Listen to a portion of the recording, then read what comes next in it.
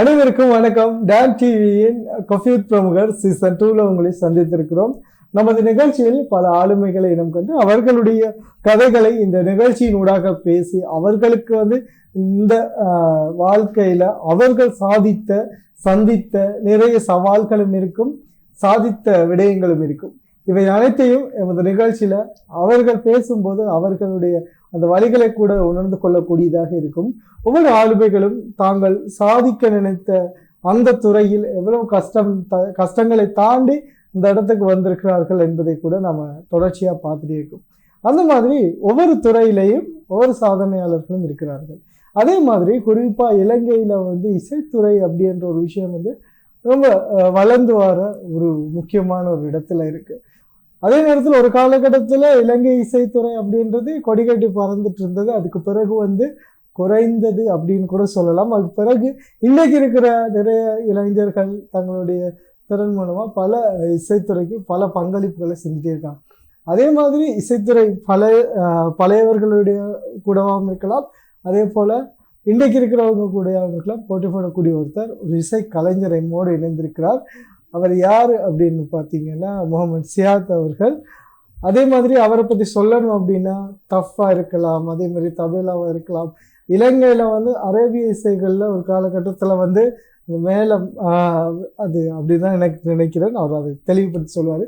அதை வாசிச்சுட்டு இந்த காலத்தில் தபேலா அதே மாதிரி தஃப்புகளை கொண்டு அந்த இசைத்துறைக்கும் ஒரு முக்கிய பங்கு வகித்த ஒருத்தர் தான். ஸோ இன்றைய நிகழ்ச்சியில் என்னோடு இணைஞ்சிருக்கிறார். எப்படி இருக்கிறீங்க?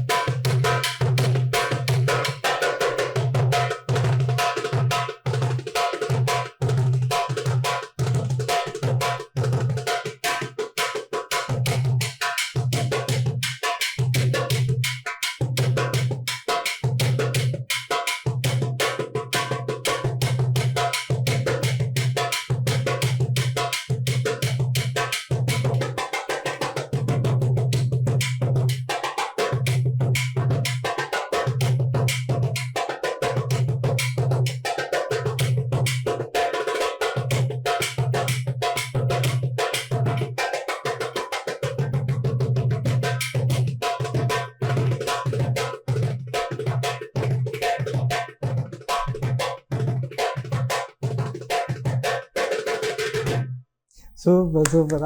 ஆரம்பமே ஒரு அமர்க்கலமாக ஆரம்பிச்சிருக்கு.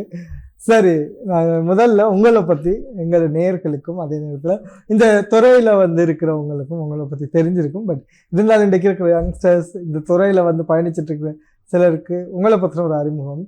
எங்கே படித்தீங்க, இந்த துறையை எப்படி கற்றுக்கொண்டீங்க, இன்றைக்கு இந்த துறையில் இருக்கிற அங்கீகாரம், இது போன்ற விஷயங்கள் பேசியிருக்கோம். குறிப்பாக சொல்லுங்கள், முதல்ல நீங்கள் எங்கே படித்தீங்க, எங்கே உங்களோட ஊர்? நான் கொழும்பு புதுக்கடை, அதாவது பண்டாரநாயக்க மாவட்டத்தில் என் சொந்த ஊர். நான் படித்தது ஹமீத் அல் ஹுசைனி காலேஜில். இந்த இசைத்துறை என்னோட எப்படி இதை ஒட்டி கொண்டுச்சுன்னா, நான் படிக்கும்போது சூப்பர்சன்ஸ் இசையமைப்பாளர் ஃபயாஸ் ஜவாஹிர் என்று நீங்கள் கேள்விப்பட்டிருப்பீர்கள். தற்பொழுது அவர் கனடாவில் வசிக்கிறார். அவரும் நானும் ஒரே கிளாஸ் தான். அப்பையிலிருந்து அவருக்கு இருந்த இசைத்துறையை பார்த்து தான் நானும் வளர்ந்தேன். அவர் ஸ்கூல் பேண்டுகள் அதுகளில் அவர் பங்களிப்பு செய்தார். நானும் அவரோடு இருந்து தான் எனக்கு ஆர்வம் வந்துச்சு. அவரோடு சேர்ந்து தான் அவர் சூப்பர்சன்ஸ் இசைக்குழுவில் நானும் போய் வாசித்து அவரோட சேர்ந்து இசை பயணம் ஆரம்பித்து தான் தற்பொழுது எல்லா இசை குழுக்களிலும் வாசித்து, குறிப்பாக இப்பொழுது நாம் எமது அரபிக் குரூப் ஒன்றை உருவாக்கி, ஆரம்பத்தில் சைஃபுல்லா, நீங்கள் கேள்விப்பட்டிருப்பீர்கள், சைஃபுல்லா மஹதூம் என்று அவர்தான் ஆரம்பத்தில் அரபிய இசைக்குழுவை உருவாக்கி அவர்களின் தந்தையாகிய அது அப்படியே இருக்கும்போது இப்போ இந்த தஃப் வாத்திய கலை அப்படின்றது வித்தியாசமாக, அதாவது அதில் தட்டும்போது ஒவ்வொரு சவுண்ட் உங்களுக்கு வரும். இப்போ நாங்கள் அதை தட்டினா ஒரே சவுண்ட் தான் வரும். ஸோ இந்த பயிற்சி அப்படின்றது உங்களுக்கு எப்போ எடுத்தீங்க, என்ன மாதிரி அது? இந்த தஃப்ன்றது நான் ஆரம்பத்தில் இருந்து நான் தபேலா எல்லாம் வாசிக்கும் பொழுது அதற்கு பொழுது நான் சுப்பசன் இசைக்குழுவிலிருந்து நான் வாசித்து அதுக்கு பிறகு நான் வெளிநாடு சென்றேன். சவுதியில் ஒரு 6-7 வருடம் இருந்து அங்கே நிறைய ப்ரோக்ராம்ஸ் கொஞ்சம் செஞ்சு அதுக்கு பிறகு நான் என்ன செஞ்சேன், இந்த தஃப் இசையை வந்து குறிப்பாக இந்த தபேலா, கொங்கோ, டோலக் எல்லா பீட்டையும் இதில் அட்டாச் பண்ணி எல்லாம் ஒரு புதுமையாக ஒரு இசையை வழங்கணுமென்று அந்த ஸ்டைலில் நான் கொஞ்சம் ப்ராக்டிஸ் பண்ணி அதை நான் வாசித்து இப்போ தற்பொழுது இதுதான் ட்ரெண்ட் ஆகிட்டு வாசிச்சுக்கிட்டு இருக்கிறேன். சரி, உங்களுக்கு அப்படி முடிஞ்ச இல்லை நீங்கள் ஃபஸ்ட்டு பழகின அந்த ஒரு இசையை வந்து எங்களுக்காக அடிச்சு காட்ட முடியுமா? அதாவது நான் உங்களுக்கு பிடிச்சது, உங்களால் முடிஞ்சது இதெல்லாம் உண்டு எங்களுக்காக. ஆமாம்.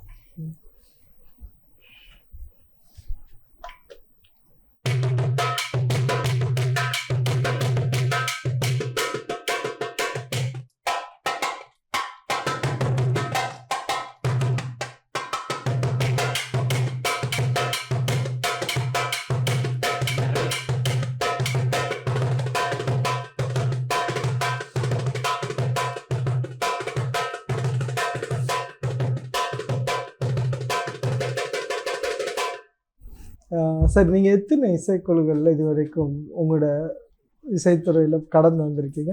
எத்தனை இசைக்குழுக்களில் வந்து இசை வாத்தியங்கள் பண்ணியிருக்கிறீங்க? நான் ஆரம்பத்தில் சுப்பதன்ஸ் இசைக்குழுவில் தான் இருந்து அதுக்கப்புறம் வெளிநாடு போயிட்டு வந்து எங்கள் ரத்னதுரை அவங்களோடெல்லாம் சேர்ந்து நான் மியூசிக் வாசிச்சிருக்கேன். அதற்கு பிறகு நிறைய கர்மனை சிவா அவர்களோடெல்லாம் சேர்ந்து வாசிச்சிருக்கேன். அதற்கு பிறகு நான் முழுக்க நான் இந்த இஸ்லாமிக் செக்ஷனில் தான் இந்த அரபிக் இஸ்லாமிக் செக்ஷனில் தான் தற்பொழுது நான் வந்து நிறைய ப்ரோக்ராம் செஞ்சுட்டு இருக்கிறோம். உங்களுக்கு தெரியும், சைஃபுல்லா அவர்கள் கடந்த வருடம் அவர்கள் வஃபாத்தானார்கள், மரணித்தார்கள். அவர்களோடு சேர்த்து நான் 20 வருஷத்துக்கு மேலாக சைஃபுல்லா அவர்களோடு தான் இருந்து அவர் மரணித்த பிறகு கலைக்கமால், உங்களுக்கு தெரியும், கலைக்கமால் அவங்களோடு சேர்ந்து நிறைய ப்ரோக்ராம்ஸ் நாங்கள் இப்போ செஞ்சுட்டு இருக்கிறோம். அதாவது அஸ்லி எங்கள் இசைக்குழுவில் இருக்காங்க, மர்ஹபா கசீதா வந்து அஸ்லி, கலைக்கமால். இந்த அதே மாதிரி நீங்கள் அந்த இலங்கை ஒளிபரப்பு கொடுத்தாகணும், அதில் வந்து குறிப்பாக நிறைய இசை உங்களோட பழைய வீடியோக்கள் கூட பார்த்துருக்கோம், அதில் கூட நீங்கள் பங்காற்றிருக்கீங்க. அந்த அனுபவத்தை பற்றி நாங்கள் ஆரம்பத்தில் நான் சொல்கிறேன், நான் இந்த இசைத்துறைக்கு 1989 நான் இந்த இசைத்துறையில் இருக்கிறேன். அப்போ எங்கள் ஃபயாஸ் ஜவாஹிர் அவர்களின் தந்தை கேம் ஜவாஹிர் மாஸ்டர் அவர்களோடு சேர்ந்து இலங்கை ஒளிபரப்பு கூட்டு தாபனத்தில் நிறைய இஸ்லாமிக் ப்ரோக்ராம் நாங்கள் செஞ்சுருக்கிறோம். 36 வருஷத்துக்கு 89 நான் சொல்கிறேன். நிறைய ப்ரோக்ராம்ஸ் அந்த காலகட்டத்தில் இஸ்லாமிக் ப்ரோக்ராம் நிறைய ப்ரோக்ராம்ஸ் கேம் ஜவாஹிர் மாஸ்டர் அவர்களோடு சேர்ந்து நாங்கள் இலங்கை ஒளிபரப்பு கூட்டு தாபனம் குரூப் வாங்கி அதிலெல்லாம் ஐடிஎன்லாம் நிறைய ப்ரோக்ராம்ஸ் நாங்கள் செஞ்சுருக்கிறோம் அந்த காலகட்டத்தில். அதுவும் மறக்க முடியாத அனுபவம். கேம் ஜவாஹிர் மாஸ்டர் அவர்கள் எங்களுக்கு நிறைய வழிகாட்டுதல்களை தந்து நிறைய டிப்ஸுகள் சொல்வார். இப்படி தான் அவர் சிறந்த இசையமைப்பாளர். அந்த வகையில் அவர்களோடு சேர்ந்து நான் பணியாற்றியிருக்கிறேன். ஓகே, இப்போ இந்த துறையில் வந்து இன்றைக்கு வந்து உங்களுக்கான அங்கீகாரம், அதாவது உங்களை இந்த துறையில் வந்து அணுகிறதோ இல்லை இந்த இது சார்ந்த நிறைய நிகழ்ச்சிகளில் அழைக்கிறதோ, அந்த அங்கீகாரம் எப்படி இருக்குது? அதாவது தற்பொழுது ஆரம்பத்தில் உங்களுக்கு தெரியும், இலங்கையின் இசைத்துறையை பொறுத்தவர்கள் பலரது நிலைமை கவலைக்கிடமாகத்தான் இருக்கிறது. அதாவது திறமையானவர்களுக்கு எங்கள் இலங்கையை பொறுத்தவரை திறமையானவர்களுக்கு உரிய இடம் கிடைப்பதில்லை. அது மிகவும் மனவருத்தத்துக்குரிய ஒரு விஷயம். என்றால் அதாவது நல்ல திறமையானவர்களை எப்படியும் அவர்களை ஒதுக்கி வைக்கத்தான் பார்க்கின்றார்கள்.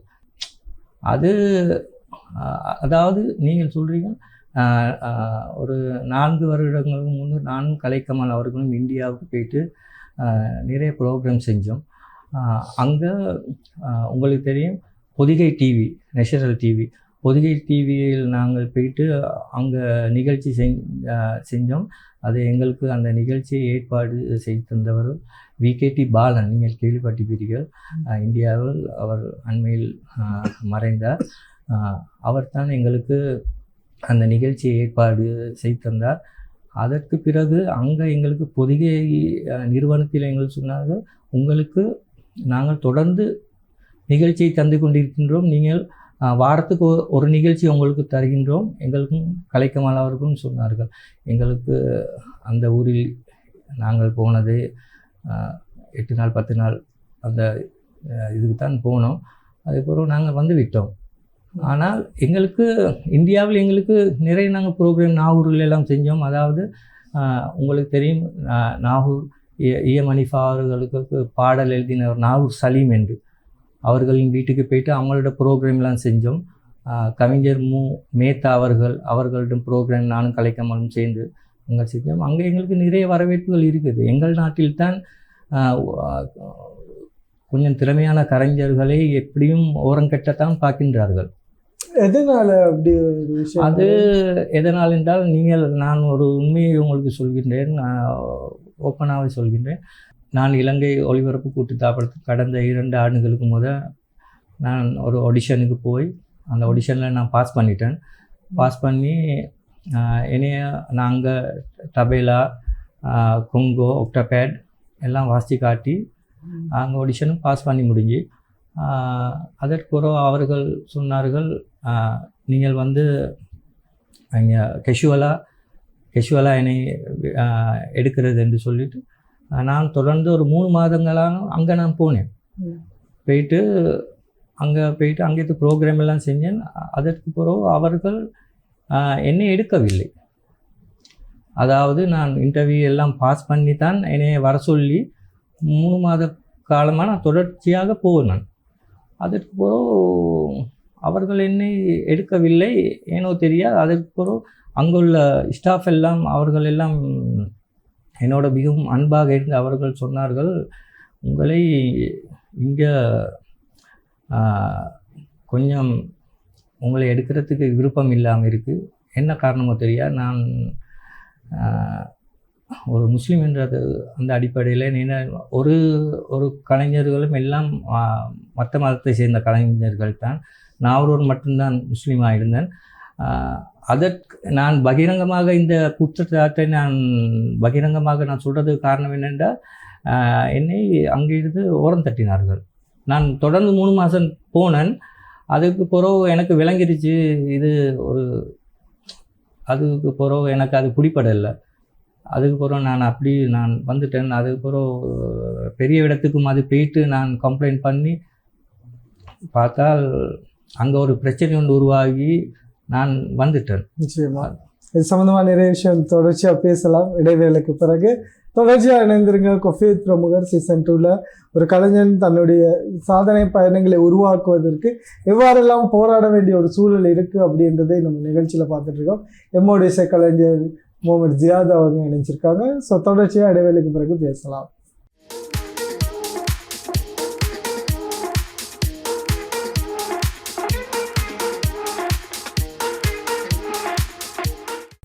தொடர்ச்சியாக இணைந்திருக்கிறோம். காஃபி வித் பிரமுகர் சீசன் 2ல் எங்கள் கூட இணைஞ்சிருக்கார் இசைக்கலைஞர் முகமது ஜியாத் அவர்கள். ஸோ அவருடைய டஃப் இது நிறைய இடத்துல அவருக்கான அங்கீகாரத்தை தொடர்ச்சியாக கொடுக்கணும் அப்படின்றது சொல்கிறோம். அதே மாதிரி அவருடைய இசை நிகழ்ச்சிகளில் பலதில் பார்த்துட்டே இருப்போம். ஏன்னா எல்லாரும் சீரியஸாக கீபோர்ட் வாசிக்கும் போதோ இல்லை வயலின் வாசிக்கும் போதோ இவர்கள் மட்டும் இப்படி அமைதியாக இருந்து திடீர்னு ஒரு சவுண்டு வரும். அந்த சவுண்டு தான் அந்த நிகழ்ச்சியில் ஒரு வித்தியாசமான ஒரு எஃபெக்டை கொடுக்கும். ஸோ அப்படி இருக்கும் போது இதில் இப்போ குறிப்பாக இந்த ஒரு பாட்டு போகலாம்ல, இப்போ நீங்கள் சொன்ன மாதிரி அரபிக் இசையாக இருக்கலாம், எந்த இடத்துல இதோட ஆதிக்கம், இப்போ டஃபோட ஆதிக்கமாக இருக்கலாம், இல்லை நீங்கள் வாசிக்கிற இசைக்கருவியோட ஆதிக்கம் அதிகமாக மாறும். உங்களுக்கு தெரியும், இப்போ தற்பொழுது உள்ள மியூசிக் டைரக்டர் எல்லாம் இந்த அரபிக் இந்த தஃப்பில் வச்சு நிறைய பாட்டுகள் செஞ்சுக்கிறாங்க. உதாரணத்துக்கு இந்த பாட்டெல்லாம் நீங்கள் பார்த்துப்பீங்களே,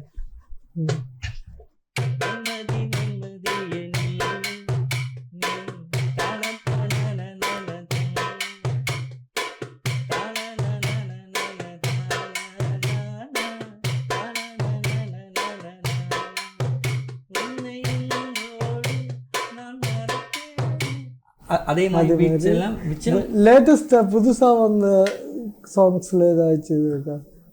இந்த சூஃபி மியூசிக் அந்த இதெல்லாம் சொல்லுவாங்க இல்லையா, அந்த அதுக்குள்ள இதை வந்து யூஸ் பண்ண மாதிரி. இப்போ அதாவது நாங்கள் எங்களோட அரபிக்ஸ் இதுவரை செய்கிற அந்த அரபிக் பாட்டு வந்து உதாவி பாடுறோம். அதில் வந்து இந்த பாட்டு இருக்குது.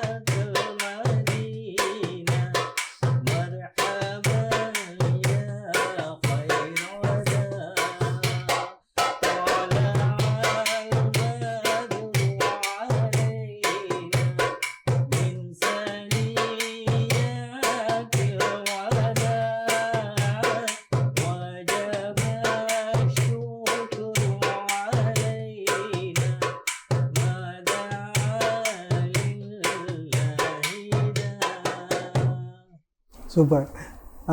குறிப்பாக இதில் சவுண்டுகளாக இருக்கலாம், இல்லைன்னா அது நீங்கள் தட்டும்போது தான், ஐ மீன் இல்லைன்னா அந்த துறையில் போகிறவங்க அதில் கை வைக்கும்போது தான் அதோட சவுண்டும் சரி, அது வார அந்த இசையும் சரி எங்களுக்கு ஒரு கலை உணர்வோடு வந்து சேருது. நாங்கள் கை வச்சா வருதில்லை. சரி, ஓகே.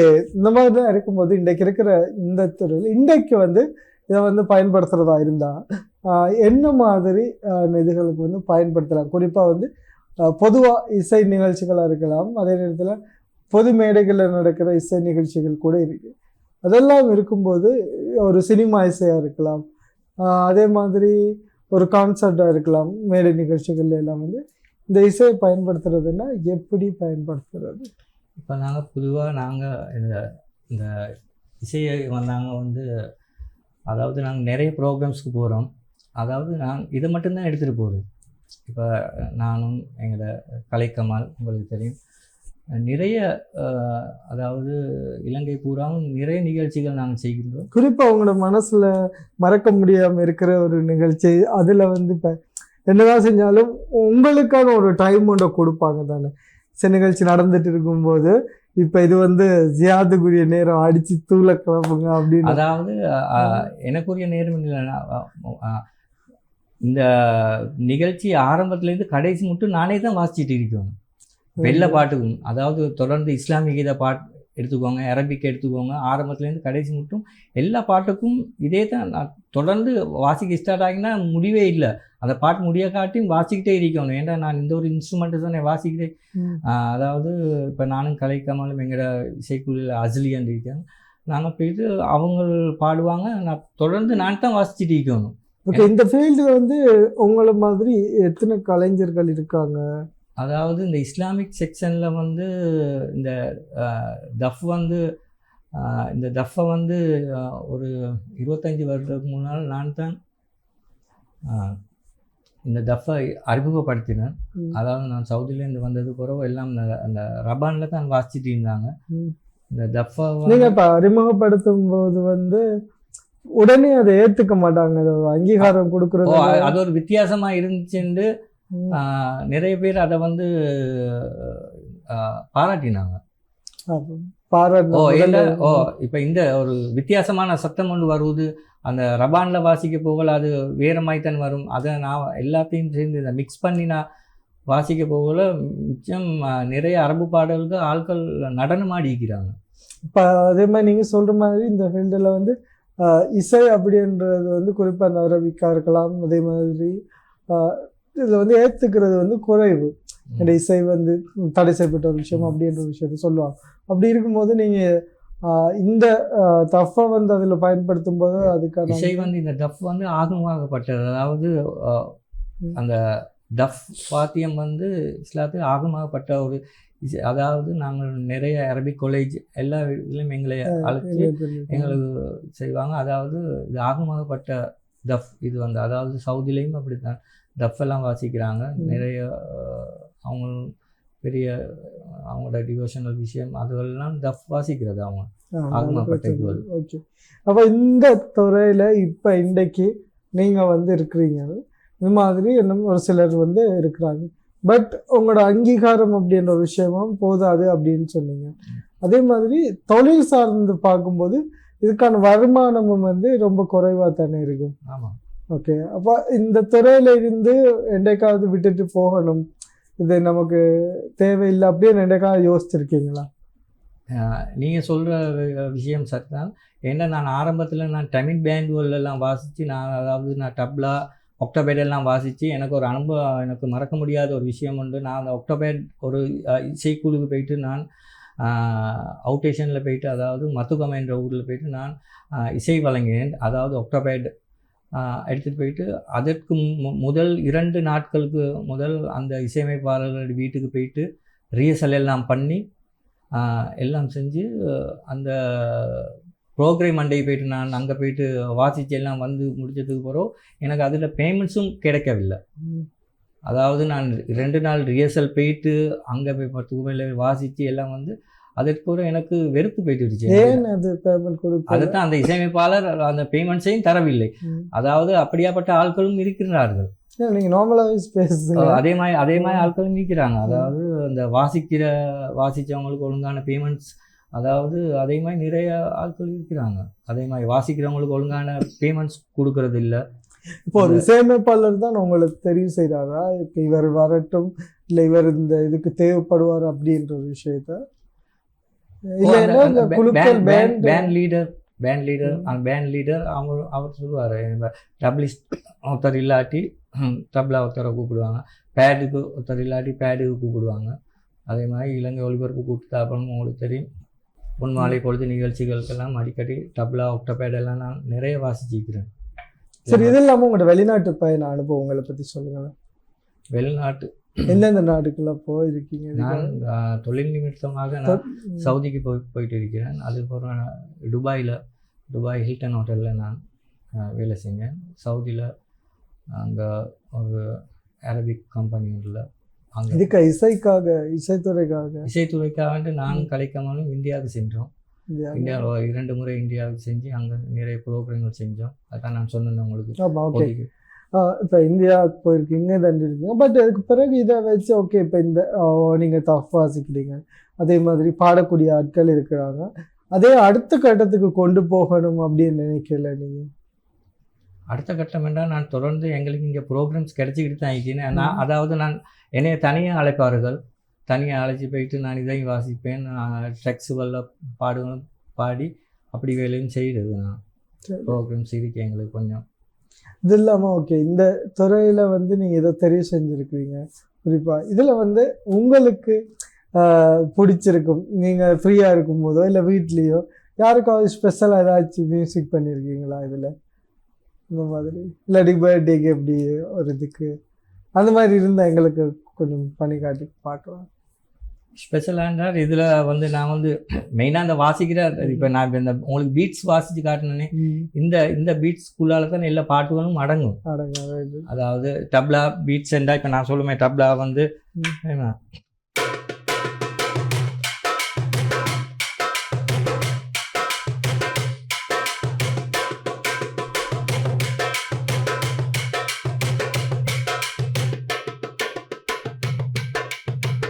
அடுத்த வந்து கொங்கோ பீட்.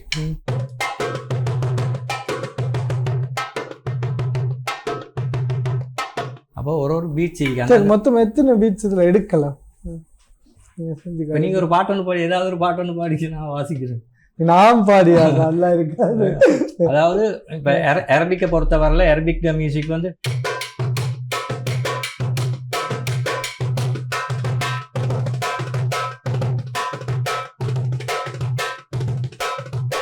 இதே அரபிக் ஸ்டைல். தமிழ் ஸ்டைல் வந்து சொல்லுவோமே, அது டோலக் ஸ்டைல் இப்படி வரும். அப்போ அந்த பாட்டுகளுக்கு ஏற்ற மாதிரி அந்த பீட்ஸை மாற்றி வாசிக்கிறது. அது சரி. அப்போ நம்ம ஒரு பாட்டு ஒன்று போடுவோம், புது பாட்டுக்கு பீட்ஸ் வருதான்னு செக் பண்ணுவோமா? பாட்டு போடுவோம். ஒரு பாட்டு ப்ளே பண்ணுவோம். என்ன பாட்டு ப்ளே பண்ணுவோம்? சரி, மெலடியா இல்லை என்ன? இந்த குத்து பாட்டுன்னா பரவாயில்ல, இந்த இதுக்கெல்லாம் அந்த பீட் வருதுன்னு பார்ப்போம். ஓகே, இதுக்கு ரைட் பண்ணுவோம். ஓகே,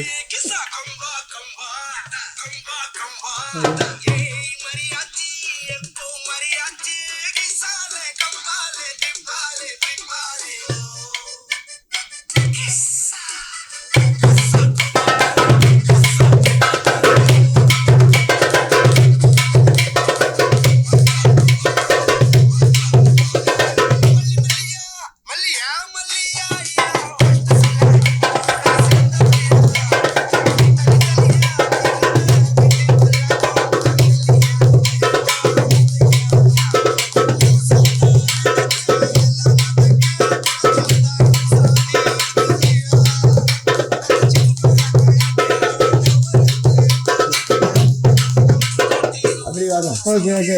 அப்போ நம்ம ஒரு ஷோவை பாடுவோம். வேணா இந்த ஷோ போகும்போது வேலண்டைன் முடிஞ்சிருக்கும். ஸோ அதில் நிறைய பிரேக்கப் வந்திருக்கும், நிறைய பேர் சேர்ந்துருப்போம். அவங்களுக்காக ஒரு பழைய பாட்டு சேட் சாங் கேட்போம்.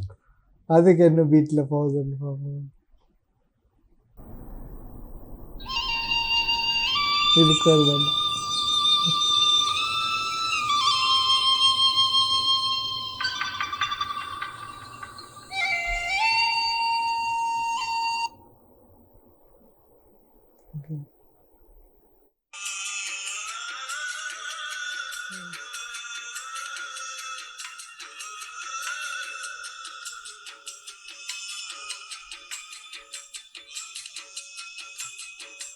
சரியா தப்பா செய்யறது, சரியா தப்பா, நல்லது எது கெட்டது எது தெரியலையப்பா, எனக்கு புரியலையப்பா. கருவறை முதல் கல்லறை வரை, அடுத்த ஒரு வாயிலா பாட்டு வந்து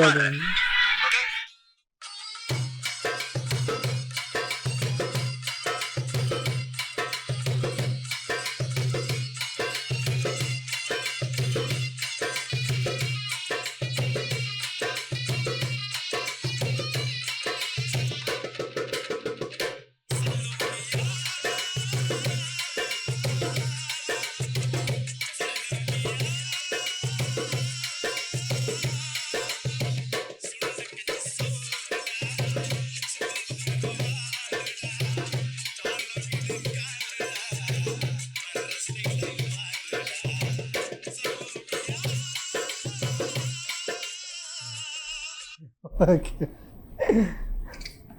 கண்டினியூவாக போகும். ஆனால் காப்பிரைட்ஸ் பிரச்சனை இருக்குது, அதனால். Okay, super. சரி, என்னதான் செஞ்சாலும் உங்களுக்கு வந்து தனிப்பட்ட ரீதியில் ஒரு தொழில் வேணும், பொருளாதார ரீதியாக, அதுக்கெல்லாம் நீங்கள் என்ன பண்ணுறீங்க? நான் வந்து டிரைவிங் செஞ்சுட்டு ஓகே, அது செஞ்சுக்கிட்டு தான் நான் வந்து பார்ட் டைமாக தான் இந்த மியூசிக் எப்பயுமே நான் வந்து ஏதாவது ஒரு பார்ட் டைமாக தான் இதை வச்சுக்கிட்டு இருக்குது. ஏன்னா எங்கள் நாட்டை பொறுத்தவரை உங்களுக்கு தெரியும், மியூசிக் வந்து ஃபுல் டைமாக செய்கிறவங்க நிறைய பேர் வறுமையில் தான் இருக்கிறாங்க.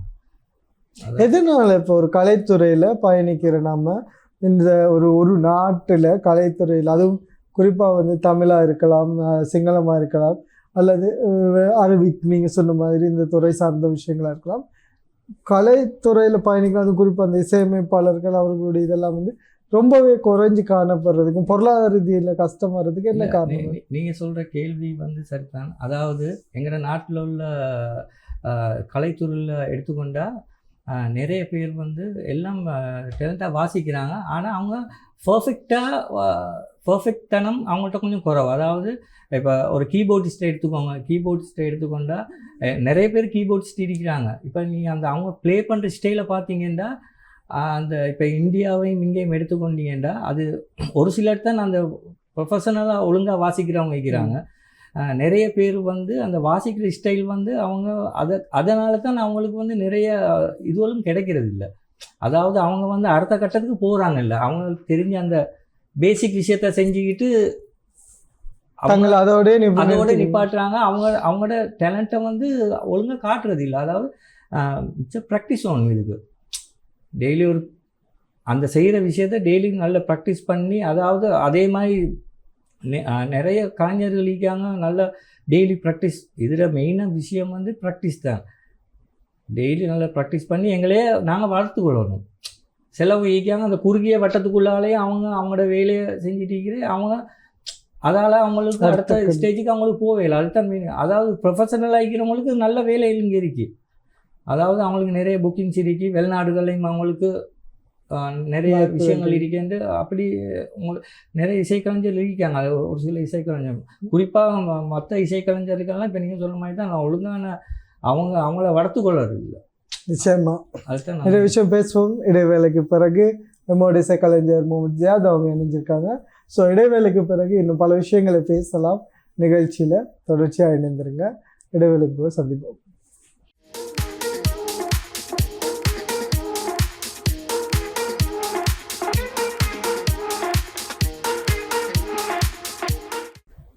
தொடர்ச்சியாக இருந்திருக்கலாம் காஃபி வித் பிரமுகர் சீசன் 2ல நம்மளோட வந்து இணைஞ்சிருக்கிறார் சியாத் அவர்கள். ஸோ இசைக்கலைஞர், அதே மாதிரி அவர் பல இசைக்கருவிகளை இசையக்கூடிய ஒருத்தரும் கூட. குறிப்பாக 36 வருடங்களுக்கு மேலாக இந்த துறையில் தன்னோட அந்த அடையாளத்தை பதிக்கணும் என்று போராடிட்டு இருக்கிற ஒருத்தரும் கூட. ஸோ இசைத்துறை சார்ந்து அவர் பயணிக்கிற துறையில் அவருடைய பக்கம் சார்ந்த பல விஷயங்களை பேசியிருந்தோம். இப்போ வந்து நீங்கள் சொல்லுங்கள், முதல் தடவையாக இசைக்காக நீங்கள் வாங்கின சம்பளம் எவ்வளோ? அதாவது இசைக்காக நான் வாங்கின சம்பளம் வந்து சுபத்தன்ஸ் இசைக்கூலியில் இருக்க போது எனக்கு இன்னும் நினைவு இருக்குது. அந்த பீரியடில் நான் 300 ரூபா எத்தனாம் ஆண்டு? 89 300 ரூபா வாங்கியிருக்கேன். பெரிய சம்பளம் தான் அது. 300 ரூபா 350 ரூபா அந்த பேமெண்ட்ஸ் தான் கிடைச்சிச்சு எனக்கு நினைவு இருக்குது. உங்களோட கனவு வந்து எப்படி? உங்களோட கனவு என்ன? கனவென்று பெருசாக நான் வந்து எதையும் நான் வந்து பெருசாக அழட்டிக்கொள்கிறேன் இல்லை. ஏன்னா முதல்ல என் கனவு வந்து இருந்துச்சு, எனக்கு சரியான ட்ரீம்ஸ் ஆகிருந்துச்சு. எனக்கு அந்த சுவிட்சர்லாண்ட் போகணும் வேண்டும். சுவிட்சர்லாண்ட் எனக்கு பெரிய ஒரு கனவாக இருந்துச்சு. அந்த நாட்டுக்கு சுவிட்சர்லாண்ட் போகணும் வேண்டும். இப்போ எந்த நேரமும் அதை பற்றின வீடியோஸ் ஃபோட்டோவும் பார்த்து எனக்கு அதெல்லாம் போயிட்டு இருந்துச்சு. ஏன்னா அந்த ஊருக்கு போனது மாதிரியே நான் நினச்சி கொண்டேன். அந்த அந்த ஊரில் எனக்கு பெரிய ஒரு ஈர்ப்பு கொண்டு வந்துச்சு. அந்த இயற்கையும் அந்த நாட்டு நேச்சர், அழகான பிரதேசமே சுவிஸ் இன்னும் நல்ல பசங்க இருக்கும் அந்த ஊர். வந்து உங்களுக்கு பிடிச்ச மியூசிக் டைரக்டர்? அதாவது இந்தியாவிலையா? ஓகே, இந்தியாவிலையா இருக்கலாம். பொதுவாக உங்களுக்கு அதிகமாக பிடிச்ச மியூசிக் இந்தியன்ஸாக கூட இருக்கலாம். இப்போ எனக்கு ஆரம்பத்தில் இளையராஜாவை நல்லா பிடிக்கும், அவரோட மெலடி சாங் எல்லாம். மற்ற என்னை இலங்கையில் பிடிச்சா எனக்கு ஃபயாஸ் ஜவாஹிர் அவர் என்னை கிளாஸ்மேட்.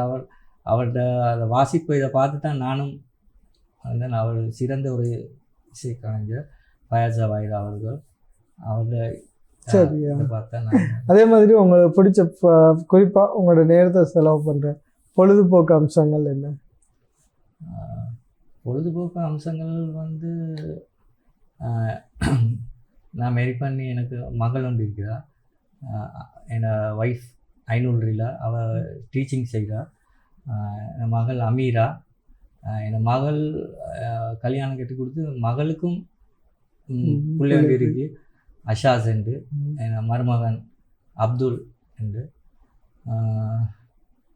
இப்படி அவங்களோடைய பொழுதுபோக்கு அவங்க சின்னவங்களோடைய அவங்க இப்போ நேற்றும் கூட அவங்கள விக்டோரியா பார்க்க கூட்டி போயிட்டு சின்னவங்களை கூட்டி போயிட்டு விளையாடிக்கிட்டு இருந்தேன். இப்போ பொழுதுபோக்கு அந்த அதோடயே போகுது.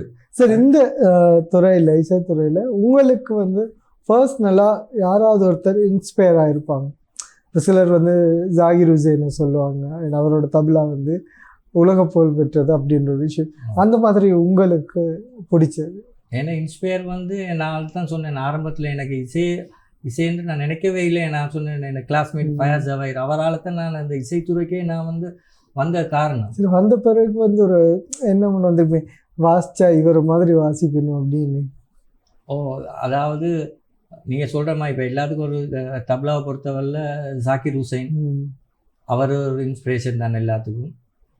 அதே மாதிரி நான் இப்போ இலங்கை எடுத்துக்கொண்டா என் நண்பர் ரத்னதுரை இருக்கார், அவரும் நல்ல திறமையான ஒரு கலைஞர். அதே மாதிரி எங்கள் நாட்டுக்கு இப்படியாப்பட்ட கலைஞர் எங்கள் நாட்டுகளுக்கு அவர்களை இதே மாதிரி கலைஞர்கள் வெளிநாட்டில் அவங்களுக்கு நிறைய அவங்களுக்கு ஆப்பர்ச்சுனிட்டிக்கு, அதாவது அவங்களோட நான் ஆரம்பத்திலே அவங்கள வந்து பார்த்து அவங்களோட கடுமையான அவங்களோட செய்கிற ப்ராக்டிஸுகளை பார்த்து தான் நாங்களும் அந்த பீரியட்லேருந்து வந்து, அதாவது இன்னும் என்றாலும் அவங்க வந்து அப்படியே நல்ல அவங்களோட ப்ராக்டிஸ் எல்லாம் அதே மாதிரி இருக்குது, பர்ஃபெக்ட். அவங்களுக்கு இன்னும் அங்கீகாரம் இருக்குது அவங்களுக்கு. அதை தான் நான் சொன்னேன், ஒரு மனுஷன் அவங்க அடுத்த ஸ்டெப்புக்கு அவங்க போகணும்.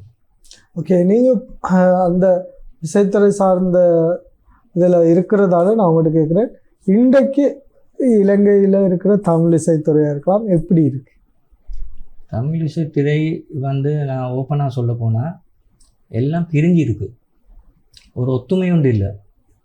அதாவது இசை கலைஞர்களுக்குள்ளாலேயே பெரிய பிரச்சனையாக தான் இருக்குது. இதை வந்து நான் ஓப்பனாகவே சொல்கிறேன். ஏன்னா காரணம் என்னென்னா அப்படியாப்பட்ட நிலைமையாக தான் இருக்குது. அதாவது நான் சொல்கிறேன், ஒரு ப்ரோக்ராம் வாசித்தா அவங்களுக்கு உரிய பேமெண்ட்ஸ் கிடைக்கிறது இல்லை, பேமெண்ட்ஸை கொடுக்குறது இல்லை. பெரிய பெரிய ஈவெண்ட்ஸ் வச்சாலும் அவங்களுக்கு பேமெண்ட்ஸை குறைக்கு தரேன், அது தரேன். இப்படியாப்பட்ட நிலைமையாக தான் இருக்கு. அந்த இசைக்குழுக்குள்ளால் பிரிவினை தான் இருக்கு. ஒத்துமையாக சேர்ந்து பயணித்தா எப்போவோ எங்களோட இசைக்குழு எல்லாம் முன்னேறி இருக்கும்.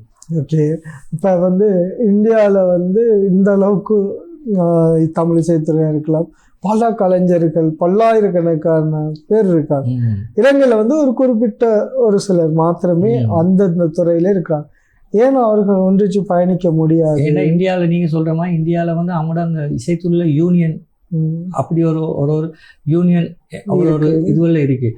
அதாவது அதே எங்கள் நாட்டில் இல்லையே, அந்த சகோதர மொழியில். இப்போ நீங்கள் எல்லாம் கிட்டத்தட்ட 36-37 வருஷம் அதில் இருக்கிறீங்க, பயணிச்சிருக்கீங்க, அந்த துறை சார்ந்த நிறைய பேரோட பழகி இருப்பீங்க, அவர்களோட பல இசை நிகழ்ச்சிகளில் பங்கேற்றிருக்கிறீங்க, அதே மாதிரி பல இசை மேடைகளை எல்லாம் பார்த்த நீங்கள் ஏன் இதை வந்து ஆரம்ப கட்டத்திலேயே பண்ணல?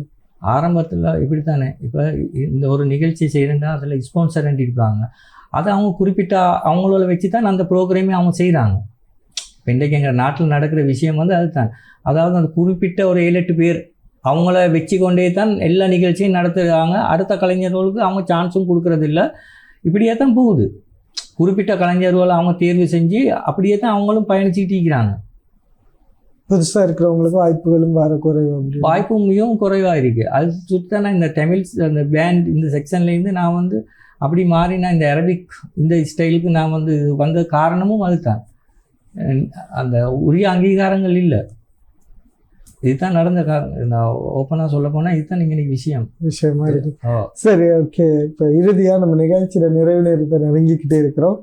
நிறைய விஷயங்கள் சொல்லியிருந்தீங்க உங்களுடைய லைஃப்லையா இருக்கலாம். இன்றைக்கு வந்து இந்த இசைத்துறை சார்ந்த விஷயங்கள்ல உங்களுக்கு தெரிஞ்ச பல விடயங்களை எங்களோட பகிர்ந்துட்டீங்க. அதே மாதிரி இதில் வந்து நீங்கள் உங்கள் மனசுக்கு பிடிச்ச மாதிரி இதுவரைக்கும் வாசிக்காமல் இருந்து ஏதாவது ஒரு விதம் இல்லைன்னா ஏதாவது ஒரு பீட் எங்களுக்காக உங்களுக்கு நிகழ்ச்சி வாசிக்காமல் இருந்த பீட் இல்லை வாசிக்காம சரி இதை யாருக்காவது ஒருத்தங்களுக்கு வாசித்து காட்டணும் அப்படி என்று மனசில் நினைச்ச எப்படியாச்சும் இருக்கா? இல்லை யாருக்கா டெடிகேட் பண்ணுறதுக்காக இருக்கா? டெடிகேட் பண்ணுறா என் மனைவிக்கு பிடிச்ச பாட்டு வந்து இருக்குது. அந்த பாட்டை வேணுமெண்டா நான் பண்ணுங்க. ஓகே, அவங்க பார்க்கட்டும், இன்டர்வியூ பார்க்கும்போது அவங்களுக்கு தெரியும்.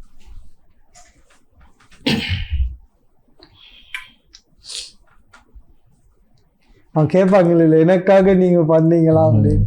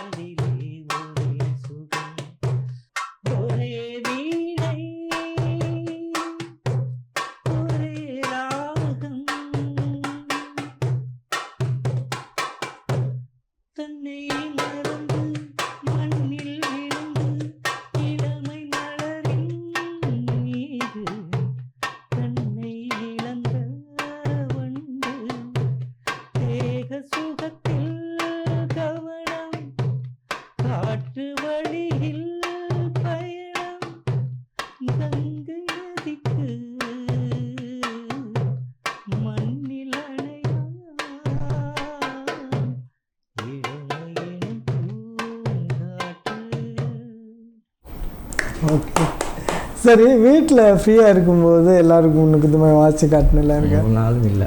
ஏன் அது? நான் வந்து ரிஹர்சல் வந்து பண்ணுறேன்டா, நான் வந்து தனியாக ரூமில் தான் நான் வந்து ரிஹர்சல் பண்ணுறேன். எங்கள் மகள்கிட்ட சின்னவர் அவர் அடிக்கடி வந்து அவரும் என்னையோட வந்து அவருக்கு 4 வயசு ஆகுது, அஷாசண்டு. அவரும் என்னையோட வந்து வந்து வாசிட்டு இருப்பார். இல்லை, ஏன் நான் கேட்க, வீட்டில் என்னதான் செஞ்சாலும் இது இருந்தாலும் வீட்டில் வந்து பெருசாக நம்மளை மதிக்க மாட்டாங்க. அதெல்லாம் அப்படி இருக்கும்போது ஏன் அது? ஆரம்பத்தில் எங்களோட ஒய்ஃபுக்கும் இந்த மியூசிக் இதெல்லாம் ஒரு இஷ்டம் இல்லாமல் தான் இருந்துச்சு. போக போக அவக்கும் விளங்கிடுச்சு. நான் சொன்னாலும் இவர் கேட்க போகிறது இல்லை என்று.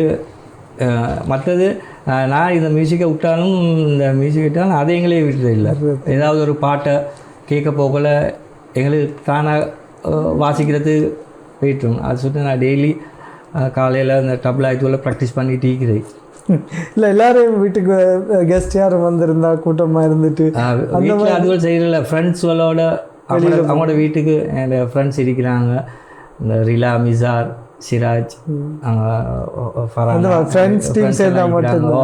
அவங்க வீட்டுக்கு போயிட்டு நாங்கள் அந்த கரோக்கியை போட்டு பாட்டு ட்ரிப்போல் போட்டுட்டா கொஞ்சம் செட் ஆகி அது தான் செய்யுது. சரி, இறுதியாக நிகழ்ச்சியில் என்ன சொல்ல விரும்புகிறீங்க? நிகழ்ச்சியில் நான் என்ன சொல்ல, எங்களோட நாட்டில் இந்த தமிழ் இசைத்துறையை பொறுத்தவரையில் மிகவும் வறுமை கோட்டு கீழே மிகவும் இசைக்கலைஞர்கள் நிறைய பேர் இருக்கிறாங்க. அவங்கள இனம் கண்டு அவங்களுக்கு ஏதாவது உதவிகள் செஞ்சால் மிகவும் நல்லதாக இருக்கும்.